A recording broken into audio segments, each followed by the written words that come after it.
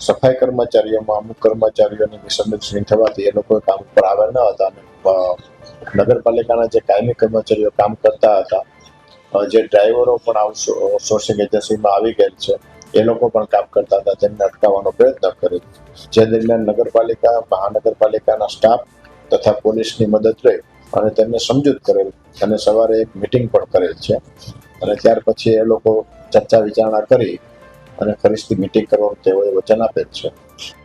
સફાઈ કર્મચારીઓમાં અમુક કર્મચારીઓની મિસઅન્ડરસ્ટેન્ડિંગ થવાથી એ લોકો કામ ઉપર આવ્યા ન હતા અને નગરપાલિકાના જે કાયમી કર્મચારીઓ કામ કરતા હતા, જે ડ્રાઈવરો પણ આઉટસોર્સિંગ એજન્સીમાં આવી ગયેલ છે, એ લોકો પણ કામ કરતા હતા, તેમને અટકાવવાનો પ્રયત્ન કર્યો. જે દરમિયાન નગરપાલિકા, મહાનગરપાલિકાના સ્ટાફ તથા પોલીસની મદદ લઈ અને તેમને સમજૂત કરેલ અને સવારે એક મિટિંગ પણ કરેલ છે. અને ત્યાર પછી એ લોકો ચર્ચા વિચારણા કરી અને ફરીથી મિટિંગ કરવાનું તેઓએ વચન આપેલ છે.